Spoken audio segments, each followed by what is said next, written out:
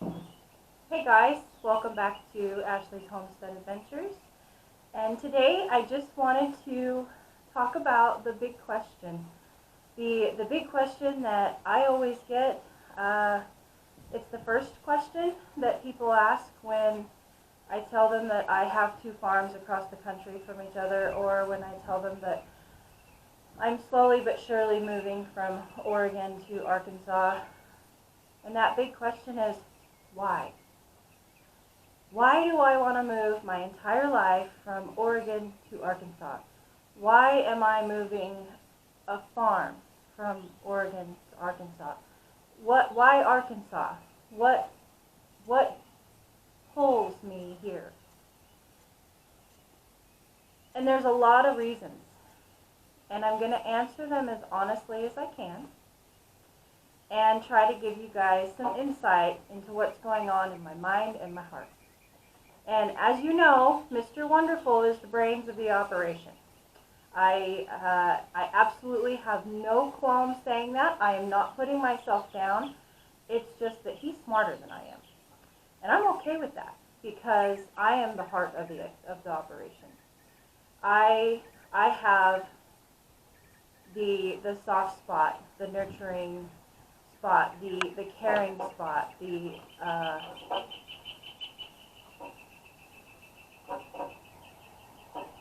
to find the good in things.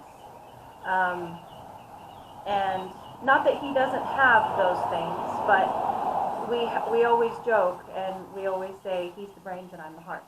And it works. And it works beautifully. And I'm very blessed to have found a partner that lifts me up and makes me a better person.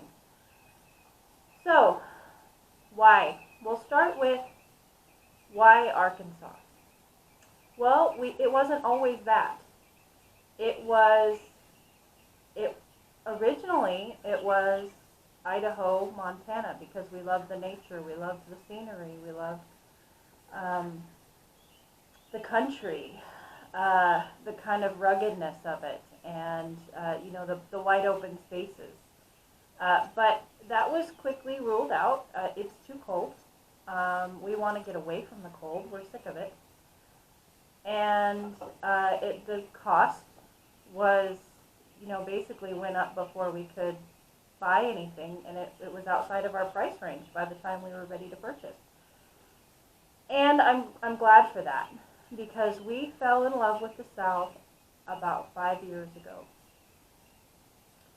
And I'm going to call somebody out here, and that would be Mr. Mike with RJ Hunting and Fishing. We have been fishing with him down in Louisiana since 5 years ago, and he was my first, I would say my first real taste of Southern gentleman politeness. And I can't even talk about him without smiling, because he's a Texas man and a Texas gentleman, and his wife is she's a gem. Sweet, kind, polite, respectful, real. Just Southern people are, just in my opinion, better people. And I always used to tell people when they'd ask me, why Arkansas? And I'd say, because every time I go, I feel like I come back a better person. And that says something. The yes ma'am, the no ma'am, the kids not talking back to their parents, the respect of people opening doors and holding doors. Things that I feel are getting, you see them less and less. And you come to the South, and it's everywhere. It's like going back in time to the way that things used to be. When kids were raised the way that I believe that they should be. And now, of course, I'm not judging anybody for how you raise your children. I do not have children, so I cannot I cannot speak for how anybody should raise their kids. However, I can speak for the children that I would like to be around. And the kids of the South are polite and respectful of their elders. And when you ask them to do something, they do what they're told. And they're mature. They're exposed to farming and working on the ranch and keeping their grades up and, you know, playing sports. And these kids they're beautiful children. That was a rabbit hole I didn't intend to go down, but it is part of it. So the people of the South, I want to be more like them. They make me a better person. They make me remember the things that my grandparents taught me and the things that I should be cherishing. Yeah. So we fell in love with the South and Louisiana with our fishing guide. And then we just started exploring. Now, one of the things, Louisiana, Texas, Mississippi, Alabama, Georgia, it's hurricane land down there. And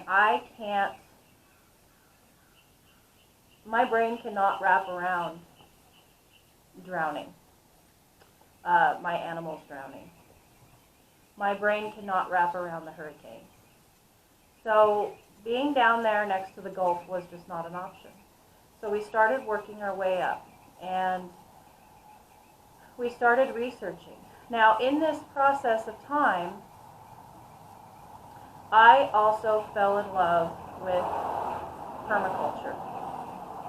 I also fell in love with, and permaculture it's living, there's a lot of different ways to describe it. There's people out there that are very specific on how you describe permaculture. But to me, permaculture is regenerative farming. It is creating a full circle of life on your farm. It is making your postage stamp the least damage that it can possibly be. It is rejuvenation of the land that God gave us by farming. So not only are you taking from the land, but you're giving back to it so that it continues to produce and it continues to feed you. And when you leave, when you die, your postage stamp is better than when you found it. And I get almost teary-eyed just talking about it. I'm in love with that. I'm in love with the importance of that. And there's quite a few rabbit holes that I'm going to go down in this video, and not everybody's going to agree with me, and I'm okay with that. This is one of them. I feel that we are farming our lands to death. And regenerative farming, or permaculture, means so much to me because I want to play my part in making my land a better place. Now, I can do that in Oregon, and I have implemented some things in Oregon, but the fact of the matter is that we outgrew our farm before I knew about permaculture. So the only thing that we can do is try to regenerate what we've already ruined. And there's a lot of people that are in that position, and there's a lot of people that are okay with that position. But I'm not. I wanted more land to be able to disperse my animals to where they could graze year-round or almost year-round and not kill their food, not trample the land so bad that the grass doesn't grow back. And so I wanted this space, but I also needed somewhere that was warm enough that would allow for my animals to graze. And you certainly aren't going to find that in Central Oregon. Um, so there is that. There is permaculture farming. Um, there is also the weather. We're really tired of being cold, and we're really tired of shoveling snow. We're really tired of busting our butts to grow a garden for it to freeze on August 7th or August 11th. We're really tired of the infrastructure and the extra work that goes into keeping animals in the winter in a place like Central Oregon. Where I am really tired of how hard it is on the animals. And now, mind you, my animals are spoiled. My animals have barns, they have heat lamps, they have blankets, they have, we do everything possible. Heated water troughs, we grain them. And so you look at them and they're no worse for wear. They're used to it. But I want them to be able to graze from March to November. Why wouldn't I want that? That's what they're made to do. And some of you know and some of you don't know, so I'll give you a little infrastructure insight. We grow 100% of our meat. So we have turkeys, we have rabbits, we have chickens, we have sheep, we have pigs. For pigs we don't have all year round, pigs we just have in the spring and summer. We have horses. Now, to give you another insight, there are our food animals and there are our lifers. And sometimes food animals turn into lifers and lifers turn into food animals. But our horses, for instance, they're just our lifers. And I would want them to be able to be out grazing and doing what they're supposed to be doing. Why would I not want to give them that? That would be their best life, to be able to graze almost year round. Now we have, turkeys. Turkeys can eat 50% of their daily diet in grass. Why would I not want my turkeys out on a pasture? Oh my goodness. Strutting their stuff, and Mr. Ted is just he's gonna think he died and went to heaven.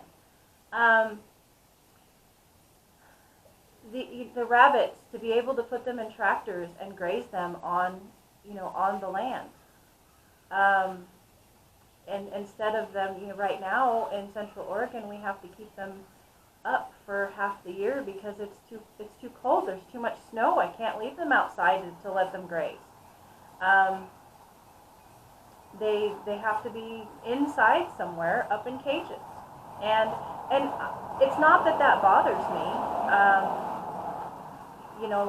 Like I feel that that's wrong at all. I don't feel that that's wrong. I feel that is what people do where we live to keep their animals safe, and I respect that.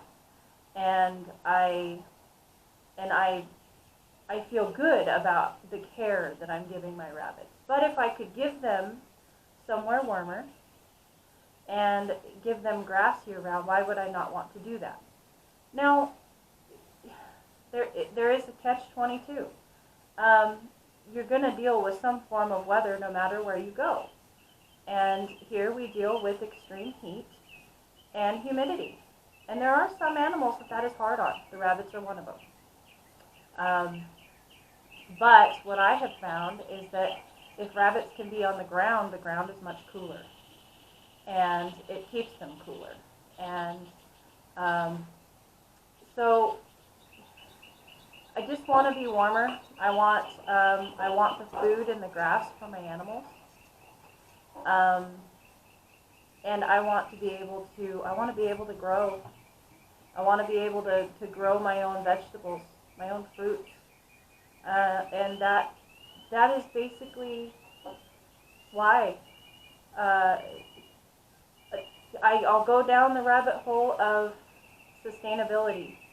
And I'm not going to get super serious on this because I feel like everybody has their own right to have their own opinion, and that this word, sustainable life is being thrown around an awful lot, and being some people are being judged for it, and some people are being judged because they're not serious enough about it, and it's just it's kind of one of those things that's gotten a little out of control as far as people's opinions of what others are doing with their life. And I do not want to be that person. I do not want to judge anybody for what they are doing and what they think is best for themselves. But for us, we would like to lead a more sustainable lifestyle.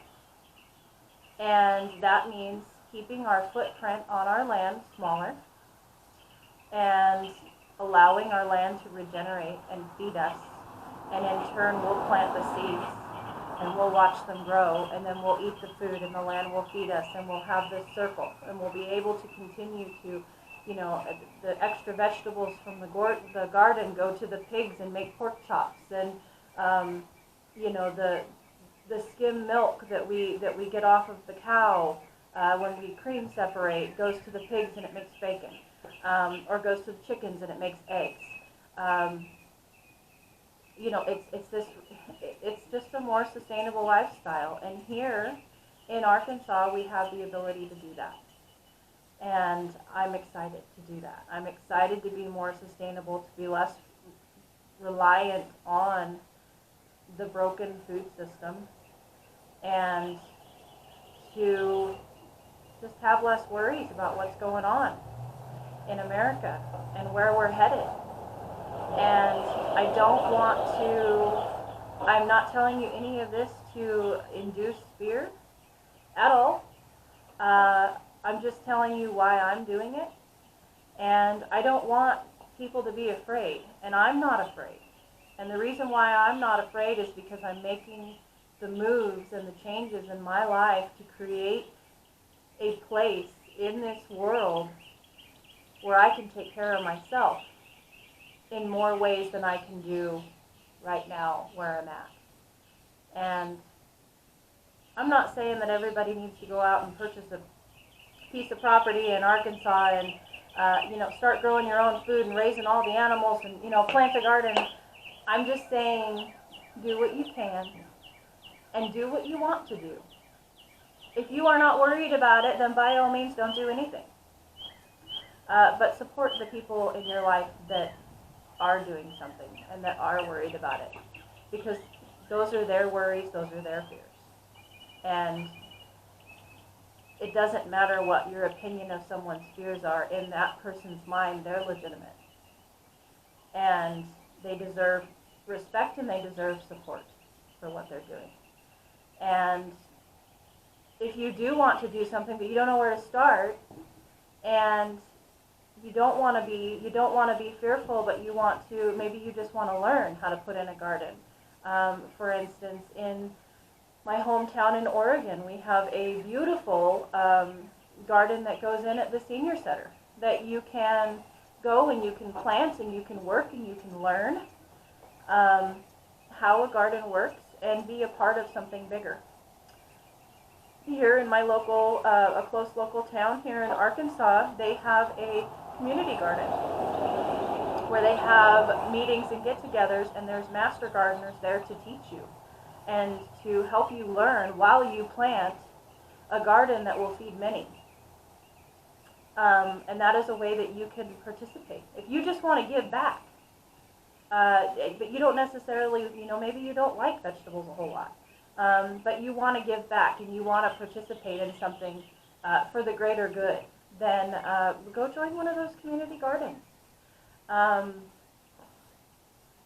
Go cook for your local kitchen, or see if you can volunteer at the senior center to help those people that gosh, a lot of them did garden, but their bodies won't allow them to do it anymore.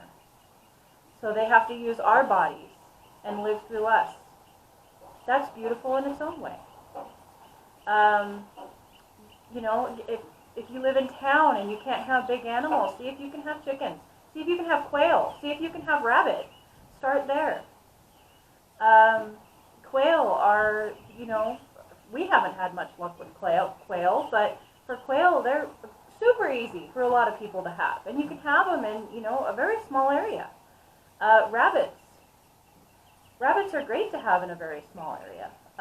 And they produce manure for the garden. If you have just a little townhome and a little garden, get some rabbits, get some meat rabbits. Start there. Learn how to process them. Now I have a lot of people that are not at all into my lifestyle of, having animals that I know that eventually we will butcher on our farm, and we will consume the meat off of them, and that's okay. You can just participate in a garden activity. Grow your vegetables. So what I'm saying, folks, is I'm not telling you to be any such way. I just wanted to give you the answers to why. We love Arkansas. We love the people of Arkansas. We love the beauty of Arkansas. We love the promise. We love the promise of Arkansas. And we're excited to show you our journey. So I hope that answered your questions. Yours truly.